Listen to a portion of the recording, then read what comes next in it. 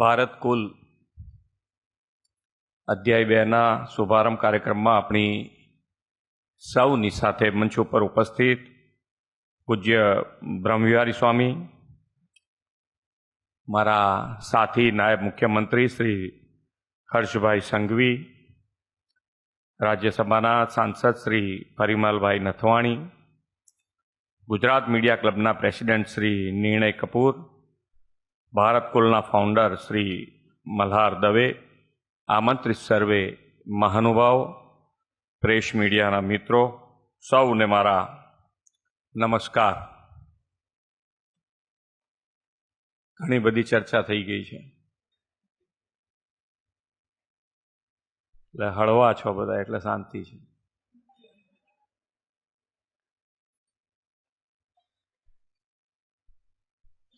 પણ બ્રહ્મવિહારી સ્વામી જે કીધું એમાં મને તો એક જ વસ્તુમાં બહુ જ આનંદ આવ્યો કે ઘરના પડદા બદલવામાં કેટલા દિવસ થાય છે.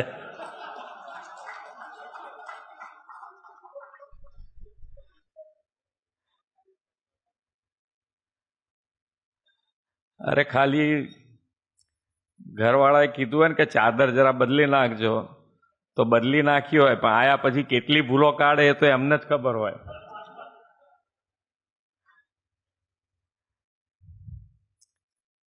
પણ પોઝિટિવ, હંમેશા પોઝિટિવ રહેવું.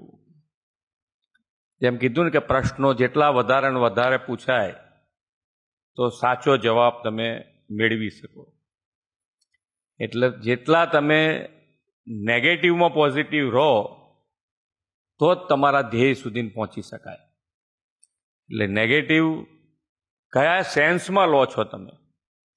હું હંમેશા કહું છું કે પ્રેસ મીડિયાના મિત્રો દ્વારા જે પણ નેગેટિવ આવે એને અમે પોઝિટિવ લઈએ છીએ. કેમ તો કે ભાઈ હા જરૂરી છે અમારા માટે કે ભાઈ ધ્યાન ઉપર આવ્યું છે તો એને સુધારો. ના થયું હોય, કદાચ એમને કોઈક વસ્તુ પહોંચી ગઈ હોય ને એમને બતાડી હોય તો એને ત્યાં પૂરી કરી દેવાની. પણ જોઈએ જ નહીં કે આ તો યાર રોજ નેગેટિવ આવે છે કેવી રીતે જોવું, એવું નહીં હોઈ શકે. જોવું તો પડે જ. એટલે એની અંદર ભાવની વાત છે કે ભાવ તમારો બદલાવો ના જોઈએ. તમે નેગેટિવ આપતા આપતા આપતા ભાવ જ બદલી નાખો તો એ ના ચાલે. ભાવ તો આપણો સારા માટેનો જ રહેવો જોઈએ. નેગેટિવ ન્યૂઝમાં પણ તમે ન્યૂઝ આપતી વખતે તમારો ભાવ કે ભાઈ આ અમે ન્યૂઝ મોકલીએ છીએ તો સરકાર એને પોઝિટિવ લઈને એને સારું કરે તો પબ્લિકનું સારું થાય. પણ ક્રિટિસાઇઝ કરવા માટે કે ભાઈ આ તો મજા આવી જશે સરકારનો બરોબર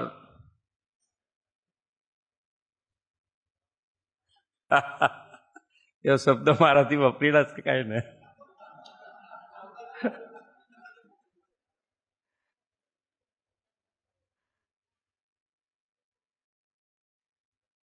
તો આપણે જે માન્ય વડાપ્રધાન શ્રી વિકસિત ભારત સુધી આપણે દેશને લઈ જવો છે અને એ વિકસિત ભારત સુધી લઈ જવું હોય તો આપણે સાથે મળીને કામ કરવું. જે છે સુધારવાનું જ હોય, સુધારીને જ આગળ વધવાનું હોય. પણ ફેસિલિટી વધતી જાય એમ એમ આપણી આદતો બદલાતી જાય અને એ બધી આદતોમાં કેવી રીતે આગળ વધવું એનો ધ્યાન રાખીને આપણે કામ કરીએ તો મને લાગે છે ત્યાં સુધી વિકસિત ભારતનો જે સંકલ્પ માન્ય વડાપ્રધાન છે એ આપણે અચૂક પૂરો કરી શકીશું. ને એમાં સૌથી વધારે લીડ સાથે જો કોઈ રાજ્ય ચાલશે તો એ ગુજરાત ચાલશે.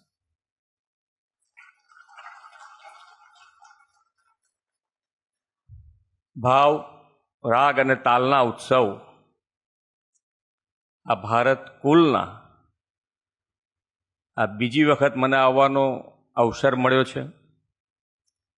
વિશ્વ નેતા અને યશસ્વી વડાપ્રધાન શ્રી નરેન્દ્રભાઈ મોદીના નેતૃત્વ અને માર્ગદર્શનમાં 2025નું વર્ષ ભારતના ગૌરવને ઉજાગર કરવાનું વર્ષ છે. આ વર્ષે આપણે ભગવાન બિરસા મુંડાની 150મી જન્મજયંતિ, સરદાર સાહેબના 150મી જન્મજયંતિનું વર્ષ અને આપણા રાષ્ટ્રીય ગીત વંદે માતરમની રચનાના 150 વર્ષની ઉજવણી કરી છે. એકતાનગર ખાતે ભગવાન બિરસા મુંડાની જન્મજયંતિ 15મી નવેમ્બર રાષ્ટ્રીય જનજાતિ ગૌરવ દિવસ સુધીના આપણે ભારત પર્વનું ભવ્ય આયોજન પણ થયું હતું. અનેકતામાં એકતા એ જ આપણી વિશેષતાનો ભાવ પ્રદર્શિત કરતી સાંસ્કૃતિક ઝલક આ ભારત પર્વમાં લોકોને જોવા મળી અને સમગ્ર ભારતીય પરંપરાને પુનર્જીવિત થઈ. ભારત પર્વની જેમ યુવા શક્તિને પોતાના સાંસ્કૃતિક મૂલ્યો સાથે જોડતા આ ભારત કુલ કાર્યક્રમ માટે હું Gujarat media club, tourism department અને ગુજરાત યુનિવર્સિટીને ખૂબ ખૂબ અભિનંદન પાઠવું છું. આદરણીય વડાપ્રધાન શ્રી નરેન્દ્રભાઈએ વિકાસ બી વિરાસત બીનો મંત્ર આપ્યો છે. સમય અનુકૂળ વિકાસ કાર્યો તો થાય જ છે, પરંતુ આપણી ભવ્ય વિરાસત સંસ્કૃતિ પણ જળવાઈ રહે તે જરૂરી છે. અહીંયાથી આપણે શ્લોક જેમે જ્યારે બોલો ને સ્વામી, તો એનો અર્થ પણ સમજાવવો પડે, કારણ કે અત્યારે મને નથી લાગતું કે બધાને તમે જે બોલ્યા એનો અર્થ સમજણ હોય. અહીંયા બેઠેલા કદાચ મારી સાથે સંમત હશે કે જેને શ્લોક તમે જ્યારે બોલો તો એનો અર્થ પણ સાથે સાથે જે સામે ઓડિયન્સ જે રીતનું બેઠું હોય, ઇંગ્લિશમાં તો ઇંગ્લિશમાં સમજાવી શકાય, હિન્દી તો હિન્દી ને ગુજરાતી તો ગુજરાતીમાં સમજાવવો જોઈએ. તો મને લાગે છે ત્યાં સુધી આપણને વધારે ફાયદો થાય. આપણે બોલો તો છો જ, પણ એનો અર્થ બી સાથે સાથે સમજાય તો અમને બધાને ખૂબ ફાયદો થાય. એટલે જે બી બોલી શકતા હોય શ્લોક, જેને તો યુનિવર્સિટી, આમાં તો બુદ્ધિનું સવાલ છે ને અમુક વખતે. બુદ્ધિ અને ભાવમાં બહુ ફેર છે. બુદ્ધિ અને ભાવમાં બહુ ફેર છે. અત્યારે વિષય નથી આપણા માટે, પણ બુદ્ધિ અને ભાવમાં ફેર ઘણો છે. આપણી સભ્યતા અને સંસ્કૃતિ આજે સમગ્ર વિશ્વમાં સન્માન મેળવ્યું છે અને તેનો શ્રેય જો આપણે કોઈને આપવો હોય તો એ આપણે આપણા વડાપ્રધાન શ્રી નરેન્દ્રભાઈ મોદીને આપીશું. 2 દિવસ પહેલા જ યુનાઇટેડ નેશન્સની સંસ્થા યુનેસ્કોએ દિવાળીના પર્વને અમૃત વારસા તરીકે જાહેર કર્યું છે અને આદ્ય શક્તિમાં અંબાની ભક્તિના સ્વરૂપ સમા ગુજરાતની આગવી ઓળખ એવા ગરબાને પણ આ અગાઉ યુનેસ્કોનું આ ગૌરવ મળી ચૂક્યું છે. આપણી યોગ પરંપરાને પણ આજે સમગ્ર વિશ્વએ અપનાવી છે. આવી અનેક સિદ્ધિઓ માટે સમગ્ર વિશ્વના કલ્યાણ માટે ભારત લીડ લઈ શકે તે માટે આદરણીય શ્રી નરેન્દ્રભાઈ મોદીએ ડેમોગ્રાફિક ડિવિડન્ડના ભરોસે વિકસિત ભારત 2047નો નિર્ધાર કર્યો છે. આ યુવા શક્તિ સમય સાથે કદમ મિલાવી વિકાસના નિત નવા આયામો સાકાર કરે છે અને ભારતને વિશ્વ ગૌરવ અપાવે છે. વિકાસની આવી ઊંચાઈ સાથે આપણી વિરાસત સમા સાંસ્કૃતિક મૂલ્યના જતન અને તેની સાથે જોડાયેલા રહેવું પણ એટલું જ આવશ્યક છે. સમગ્ર વિશ્વમાં ભારતની ઓળખ તેની પ્રાચીન અને પરમ સત્ય તરફ લઈ જનારી સંસ્કૃતિને કારણે છે.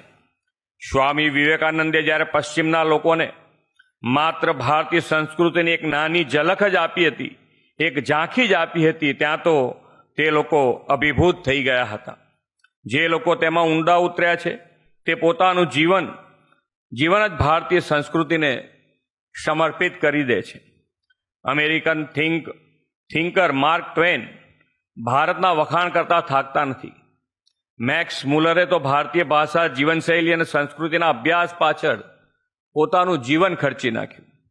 જર્મન કવિ ગોથોએ કવિ કાલિદાસનું અભિજ્ઞાન શાકુંતલમ વાંચ્યું તો તેને માથે મૂકીને નાચવા લાગ્યો હતો.